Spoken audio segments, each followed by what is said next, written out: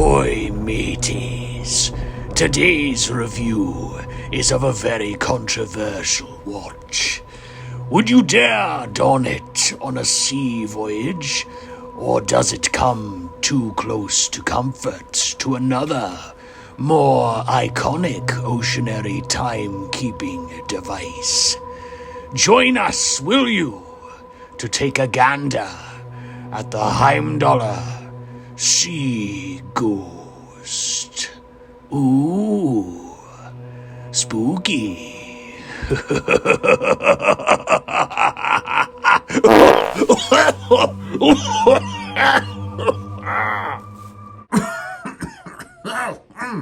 Oh, boy, excuse me.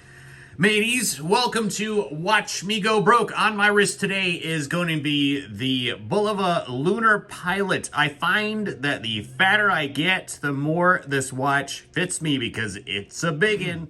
And here is today's watch. This is the Heimdallr Sea Ghost, which is honestly a really cool name. I think it is super, super cool. You know, if I was going to create a watch, I was thinking of naming it the Ocean Goblin or something along those lines. You know, I'm just spitballing here. There's no bad ideas in brainstorming. So you've got a 42 millimeter case, a thickness of 13.5, 48 millimeter lug to lug, a 20 mil lug width that tapers down to 17.5 at the clasp and back up to 24 at the clasp.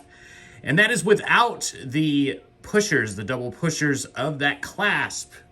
So the case of this watch is going to be titanium.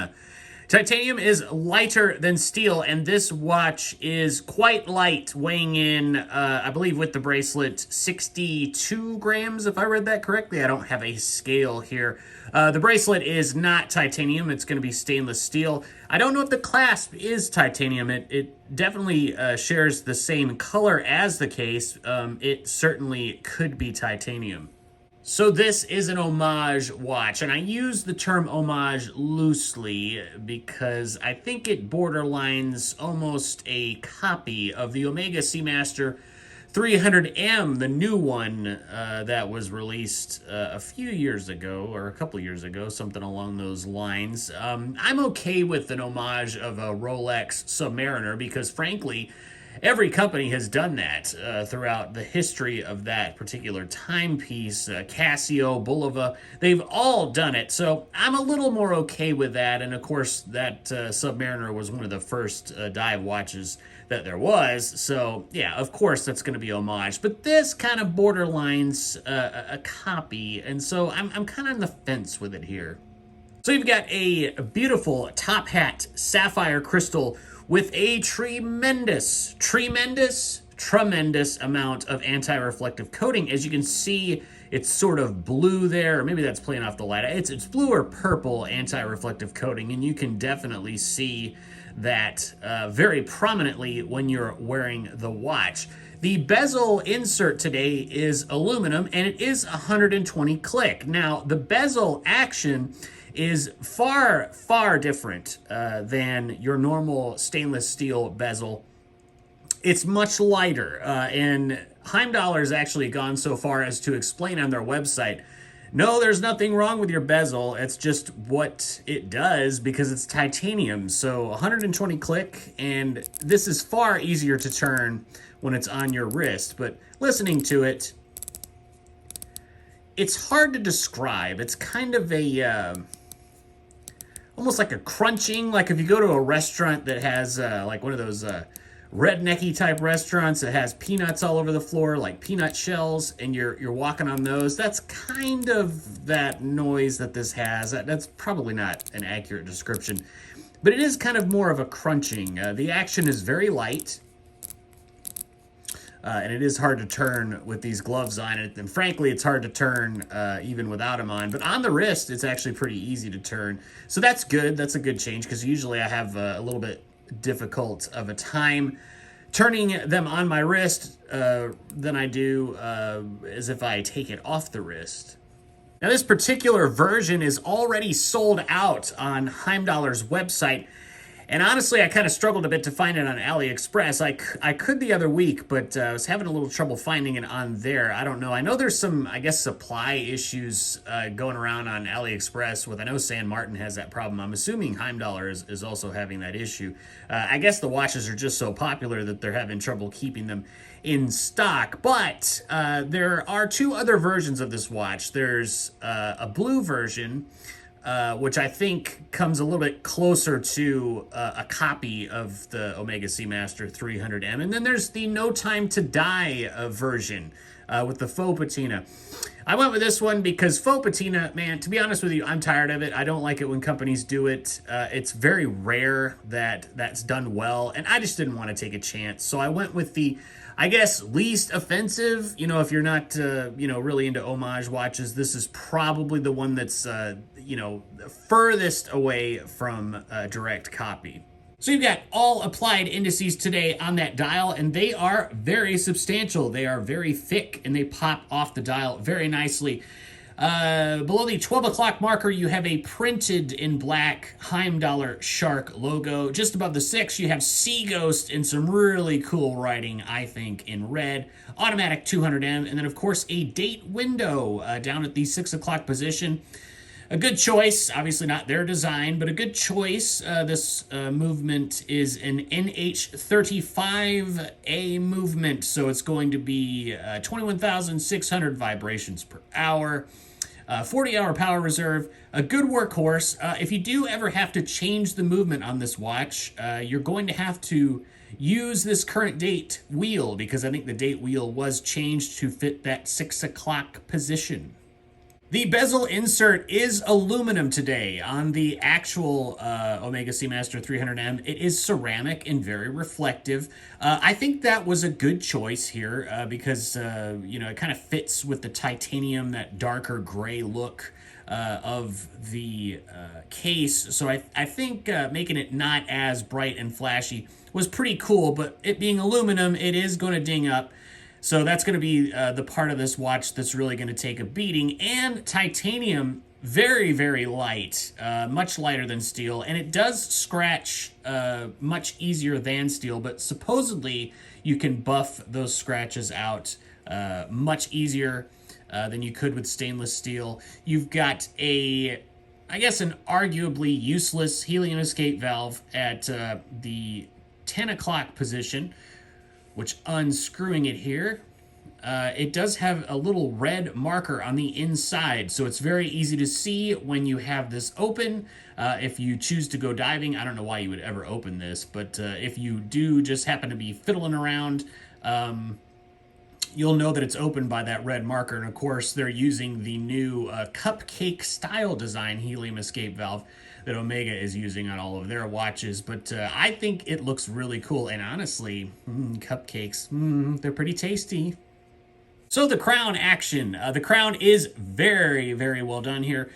Easy to unscrew, and it does unscrew and screw down a very, very, very long way. I think far greater than what a normal watch would be. So first position changes the date. Second position does hack this movement again, does hand wind. And the date change, let's take a gander if it changes at 12 a.m. Let's see. So we're approaching it, starts to change, and, 11:45. I guess that's all right. No big deal there. Put it to 2 o'clock. And screwing the crown down, I always go back a little bit to find the groove so it sits in perfectly. There you go. There's that snap, and then it screws down. So screwing it down. Very long way, very secure. It feels great. So the dial color is not the stark white that you would find on the Omega Seamaster 300M. It's more of a cream color. Some guys have described it as champagne. I don't know if I'd go that far. It is a cream color. It's not very bright, but I think it works really well with the overall aesthetic of the watch. And of course, you've got the skeletonized hour and minute hand with a little bit of lume at the ends of those. And of course, the traditional Omega style second hand with the lollipop and red tip. I think the red tip plays nicely off that red printed Sea Ghost. So if you're going to pick one of these watches up, I would definitely do it on this bracelet. I guess you could call this Milanese, but I would say it's a little bit more substantial. Not a little bit, it's a lot more substantial than a Milanese bracelet. And Milanese bracelets traditionally don't taper. They just kind of stay one width all the way down. This one does taper down to 17.5, so you're getting a nice look there. Very substantial. It being steel, it does add a little bit of weight to the watch, but again, this watch is still much lighter than any stainless steel watch that you're going to come across. So think like maybe like a quartz watch. I think that's pretty much where you're going with this one.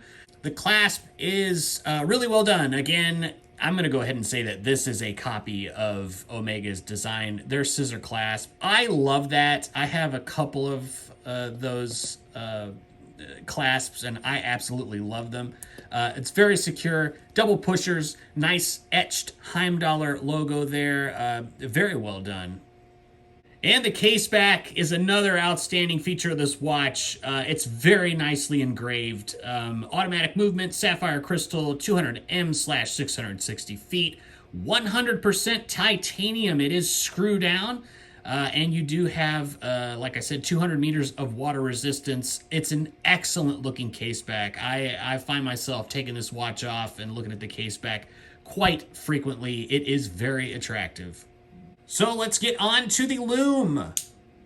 And the lume on this watch is really quite good. It is C3 Super Luminova. It is not BGW9. I don't know. That's fine. C3 is really good. This does last quite a while. It does fade frequently. I found myself after 20 minutes, having a kind of look. It's not as bright as some of the other watches that have C3, but certainly you do get a bit of day lume, and I think that's really excellent. So what do I like about this watch? Well, this thing is awesome. This watch is awesome, awesome, awesome. I don't know any other way to describe it. The titanium, the lightness, it's really outstanding. It's very comfortable. It kind of just melts into your wrist. It's fun to change straps, and I've put it on, I know, very offensive. I've put it on an Omega red and black striped NATO, and I enjoyed wearing it on that. And that, I guess, obviously makes it 10 times lighter without this stainless steel bracelet. So, yeah, really, really good there. It's very versatile, the black and white colors. You can pretty much, wear it with any kind of strap you'd like. Probably looks good on leather as well. I think that sapphire crystal, the top hat sapphire crystal protruding from that bezel, is just gorgeous. It's really well done. Anti-reflective coating. Take it or leave it. It is very prominent, but this watch remains legible even in the most unlegible conditions. So really, really good there. And of course, I love this bracelet. If you're not a fan of homage watches, I would pick this bracelet up. I believe they sell it separately, and I think it's around $50 or something like that. It's excellent. It's the best Milanese style bracelet that I've come across, and of course that clasp, really, really well done. This clasp, it's 20 mil lug width, so you're going to be able to use this clasp on any 20 mil lug width that you have. So man, it's just so good, so good. That taper, it makes it much, much, much more elegant than a normal Milanese. Crown action is absolutely excellent, and the helium escape valve, while it probably really shouldn't be there, it just looks so tasty. Gosh, I don't know. I told somebody that when I was at work, and I said, look at this watch, man. Don't you just want to bite into it? Like, it just looks so good. And they were weirded out big time. But anyway, if you have this watch, I'm sure you know what I mean. But that titanium color and everything, it just really looks fantastic. So what do I not like about this watch? Well, the biggest thing for me is I'm really on the fence because this is so close to the Omega 300M.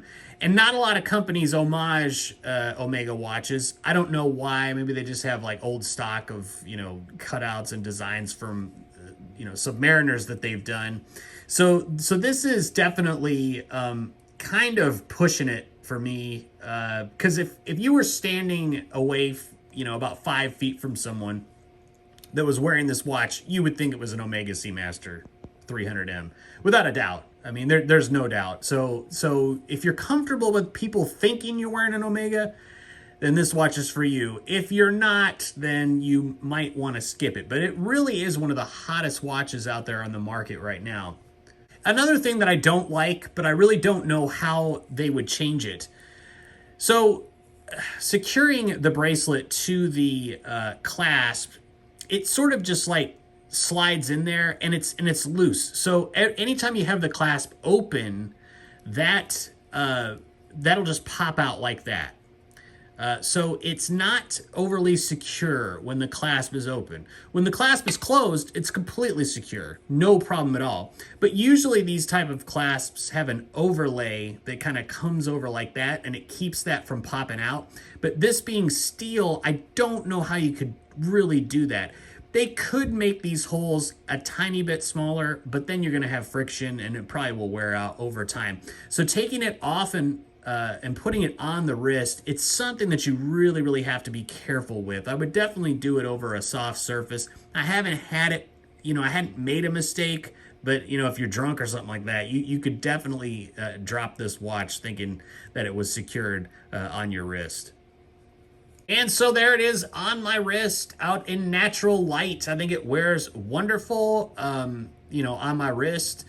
Generally, I'm not a fan of big watches, this being a 42, a little bit big for me, but it doesn't really wear like a 42. You've got 48 mil lug to lug, so it is, it kind of sits well on my wrist, and it being light, it's not uncomfortable at all. So I think it really looks fantastic.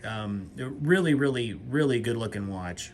So would I recommend that you get this watch? If you are okay with what it is. It doesn't say Omega. It certainly doesn't. Nowhere on there does it say Omega. So it's technically not a copy. It's technically not a fake watch. But for some guys, I think it's going to bother them. But it's such a wonderful watch. It's so well constructed. And again, I mean, if you really want to split hairs, the 300M in white is stainless steel and not titanium, so that's something that's a little bit different. But I believe the No Time to Die version, Omega's No Time to Die version, is titanium. So yeah, so maybe that one probably stretches a little bit too close for comfort there. But yeah, guys, if you can find it, there's some floating around on eBay. Maybe you can find it on there. You could search AliExpress. Maybe there's a notification you can click when they get it back in stock. And of course, at the time of this review, it is sold out on Heimdallr's website. So, guys, tell me what you think in the comments. Is it too far, or is it just right, or do you not even care? I'll see you next time.